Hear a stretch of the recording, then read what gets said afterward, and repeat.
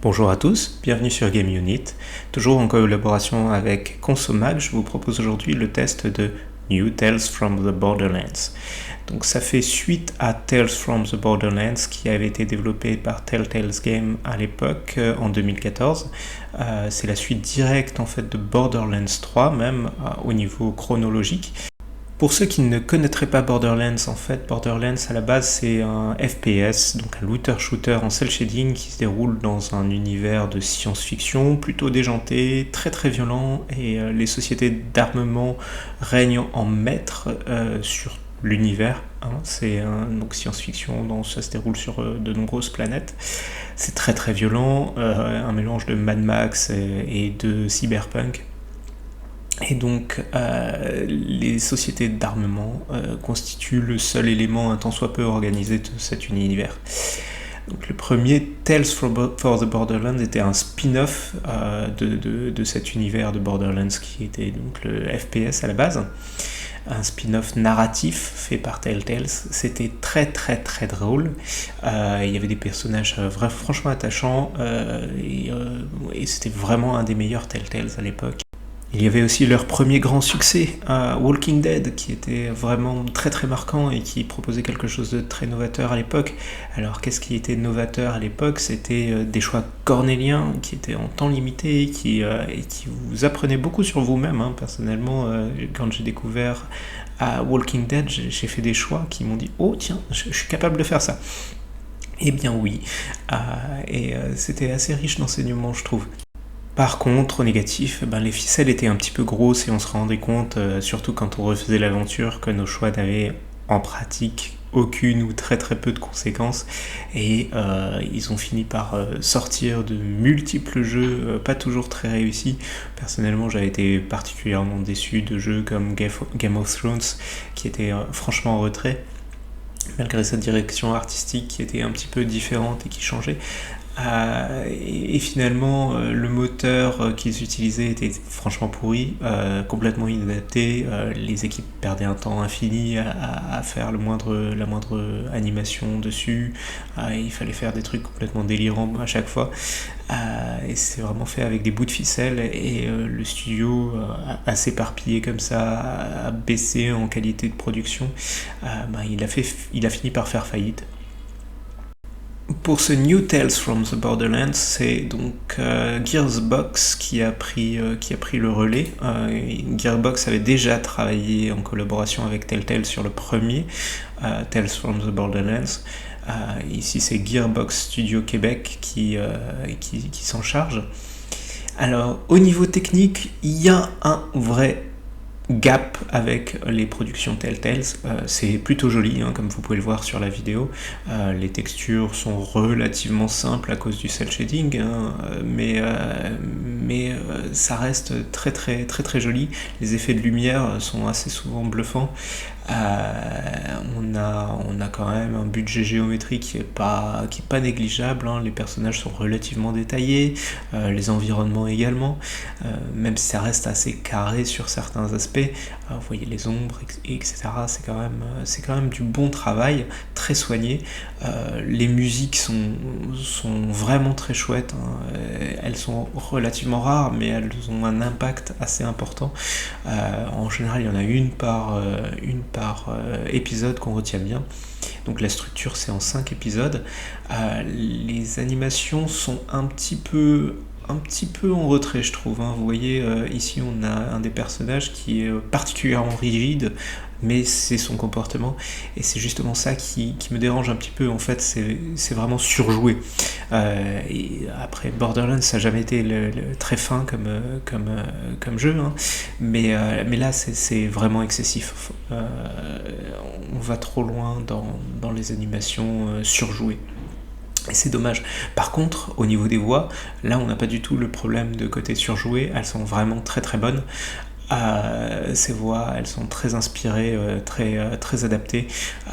C'est une grande réussite du jeu, et c'est en français, donc doublage français intégral, et ça c'est plutôt sympathique pour un jeu narratif. Vous n'êtes pas obligé de passer votre temps à lire des sous-titres si vous ne maîtrisez pas l'anglais, ou d'autres langues, ça dépend. J'ai fait récemment un jeu chinois, tout en mandarin, pas de doublage anglais. J'ai un petit peu galéré parce que c'était extrêmement narratif. Je vous en parlerai peut-être, c'est Sword and Fairy 7, et j'ai passé vraiment un excellent moment dessus, mais c'est pas le sujet. Le sujet ici, c'est que Tediore, donc un fabricant d'armes, attaque Atlas dans le cadre d'une OPA hostile. Alors dans l'univers de Borderlands, une OPA, ça se fait avec des canons, des armes, des vaisseaux et une grande invasion de planètes. C'est un petit peu plus musclé que les OPA chez nous, hein. Vous le savez, j'ai été avocat, c'était quand même moins fun, hein, les OPA. Alors, vous incarnez, entre guillemets, en tout cas votre groupe est composé de Anu, qui est une scientifique un peu coincée, pacifiste, et qui travaille en toute logique pour Atlas, qui est un fabricant d'armes. C'est logique, hein, on n'est pas à une contradiction près dans Borderlands. Vous avez également Octavio, qu'on voit ici à l'écran, qui est un start-upper, influenceur un peu raté, qui est le frère d'Anu, un frère adoptif pour pas spoiler, et Fran, qu'on verra un peu plus tard, qui est une gérante de boutique de glace, qui est une vraie perverse, hein. Elle est pansexuelle et très colérique, elle apprend à gérer sa colère, et elle y arrive pas vraiment. C'est une tâche très compliquée pour elle. Alors, on voit ici Louis, Lou 130, comme il se surnomme lui-même. Lui, c'est un robot tueur, plutôt marrant, plutôt sympathique. Très premier degré, c'est vraiment le ressort comique du personnage, hein. Il prend tout au premier degré et ça donne un décalage avec les autres qui fait un petit peu marrer de temps en temps. Étrangement, ça paraît un peu gros, c'est clairement le personnage peut-être le plus drôle, parce que, on va le voir, l'humour quand même, il tombe souvent à plat. C'est beaucoup moins drôle que Tales from the Borderlands. Alors heureusement c'est pas l'humour de Borderlands 3 qui était vraiment très en dessous de la ceinture, très scatologique, vraiment de l'humour de maternelle, et c'était extrêmement pénible, hein, quand on passait, d'autant que Borderlands 3 était un jeu très long. Le gameplay était sympathique, mais l'histoire et l'humour, moi j'ai eu beaucoup de mal. Heureusement, ce volet ne suit pas la même voie, mais justement il a une voie un peu inverse, à l'opposé. Il est beaucoup trop sage, il n'est pas assez irrévérencieux comme le premier Borderlands ou Tales from the Borderlands, et ça tombe très souvent en plat. On a quelque chose d'assez scolaire, encore une fois, on a l'impression que c'est des gens qui sortent de l'école, qui ont suivi les recettes traditionnelles, sans trop d'inspiration, et qui manque beaucoup d'humour. C'est pas quelque chose qu'on apprend en fait, l'humour, et ça, c'est foireux. Après, l'histoire en elle-même n'est pas mauvaise, hein, vous allez la suivre agréablement, même s'il y a un problème de rythme dans la dernière partie du jeu, les 2 derniers chapitres qui sont un petit peu plus longs. Un petit peu plus lent plutôt. Il y a 5 épisodes en tout, comptez 1 à 2 heures par épisode, vous verrez le bout du jeu en moins de 10 heures. Vous n'avez pas besoin de connaître l'histoire de Borderlands à la base, hein. Tout est expliqué, et c'est pas bien compliqué à comprendre, hein, de toute façon. Donc pour résumer, l'histoire c'est sauver le monde de l'invasion de Tediore. Voilà, c'est tout. Le problème, c'est que, outre l'humour qui fait un petit peu tâche, on est confronté à un gros problème par rapport au jeu Telltale. Et là, si au niveau technique, New Tales from the Borderlands fait beaucoup mieux, au niveau de la narration, de l'interactivité, en fait, il est très mauvais. Alors Gearbox n'avait pas voulu réinventer la roue, on peut le comprendre, mais ils n'arrivent pas à donner cette illusion de choix que les jeux Telltale avaient. On se sent extrêmement passif tout le long du récit. C'est vraiment une narration très très longue avec très très peu d'interactions, et les interactions qu'on a, elles sont pas intéressantes du tout. Alors les choix, on les comprend pas. Et c'est synthétisé en un mot ou deux. On a du mal à voir ce que ça va faire pour la suite. On se rend compte qu'ils n'ont vraiment pour le coup aucun impact. On ne se sent pas impliqué du tout dans l'histoire. On finit par choisir un peu aléatoirement, d'autant que même quand on pense deviner vaguement, on est surpris du résultat qui n'a absolument rien à voir avec ce qu'on pensait avoir choisi. Bref, c'est pas bon. Le système de choix, il est très mauvais, et il a été mis une fois encore sans aucune inspiration. Et on a des QTE. Des QTE mais complètement claqués au sol.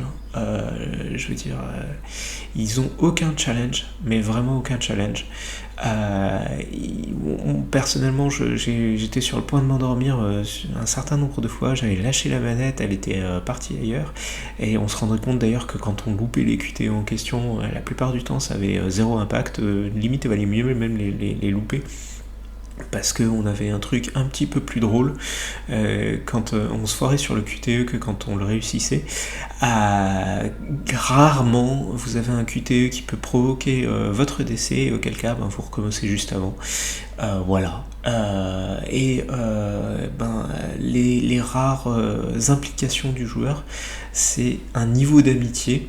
Donc Louis vous donne une notation en skateboard sur le niveau de cohésion de votre groupe. Plus votre groupe est cohérent, soudé, et plus vos personnages sont amis entre eux, plus vous avez de chances de réussir la mission finale et d'avoir la bonne fin. En sachant qu'au final ça change pas grand chose, mais pensez Mission Suicide de Mass Effect 2 en version extrêmement resserrée, beaucoup moins intéressante. Comme en plus on comprend pas vraiment comment fonctionne le système d'amitié, on comprend pas vraiment ce que donnent les choix au final, on fait encore une fois, c'est une victoire potentielle complètement aléatoire, et ça donne pas du tout envie de s'impliquer. Alors vous avez aussi quelques petits mini-jeux. Alors les mini-jeux, encore une fois on peut se dire c'est une bonne idée. Vous avez un système d'amiibo, alors ça s'appelle des archibos, et vous avez des petites statuettes en plastique qui se tapent dessus. Et comment elles se tapent dessus ? Vous martelez le bouton A gentiment, et si une flèche apparaît à l'écran, vous bougez le stick dans le sens de la flèche. Vous avez aussi des mini-jeux de piratage, et alors là ils sont encore plus claqués, c'est juste appuyer sur le bouton A, marteler le bouton A. Voilà, c'est tout ce qui se passe pendant ce mini-jeu de piratage. C'est vraiment nul, mais il n'y a pas d'autre mot. Ces mini-jeux, c'est une perte de temps pour essayer de vous maintenir éveillé et vous donner l'impression que vous jouez à un jeu vidéo. Mais non, il n'y a rien dans ce jeu qui donne l'impression qu'on joue à un jeu vidéo. C'est vraiment une histoire qui vous est racontée, et vous la suivez. Vous avez très très peu d'impact dessus, et c'est au final extrêmement frustrant. Pour conclure, on n'a pas affaire à un mauvais jeu, on a affaire à un jeu plutôt soigné, on est sur le niveau graphique de Borderlands 3 au minimum, ce qui est quand même plutôt sympathique. Les voix, les musiques sont excellentes, donc au niveau technique, c'est plutôt une grande réussite, avec un petit bémol sur les animations qui sont un peu trop forcées à mon goût. Par contre, au niveau de l'humour, et ça c'est ce que je regrette le plus, et ce qui est ma plus grande déception, on est sur un humour forcé qui ne fait pas mouche, qui tombe vraiment à l'eau, et un gameplay qu'on n'attend pas franchement extraordinaire dans ce type de jeu. Mais même sans avoir de grandes attentes, le gameplay arrive à nous décevoir, que ce soit par le manque de choix significatifs, le manque d'illusions créées par les choix, le manque d'interactivité au global, et l'extrême médiocrité des QTE et des mini-jeux. Au final, si vous êtes fan de l'univers, pourquoi pas en solde. Sinon, c'est quand même assez difficile de le recommander, surtout à plein tarif. Et surtout, si vous pensez retrouver un Borderlands classique, FPS, où vous tuez tout le monde, passez votre chemin. Clairement, c'est pas un FPS, c'est pas un looter-shooter, c'est un jeu purement narratif, type point and click, avec encore moins d'ambition que les jeux Telltale de l'époque. Donc, ouais, personnellement, c'est une déception et un jeu moyen. C'est pas un mauvais jeu, mais un jeu très moyen, et en ce moment, avec toutes les sorties qu'on a, c'est pas la priorité, je pense. Attardez-vous sur d'autres trucs, et si vous avez un creux une fois et que vous le trouvez en solde, pourquoi pas. Voilà, j'espère que cette vidéo vous a plu. N'hésitez pas à laisser quelques pouces bleus, des commentaires, à vous abonner si ça vous plaît, à poser des questions, que ce soit sur le jeu ou, comme d'habitude, puisque c'était l'orientation à la base de la chaîne, au niveau juridique et jeux vidéo. Je me ferai un plaisir d'y répondre, et donc je vous dis à très bientôt pour de nouvelles vidéos. Au revoir.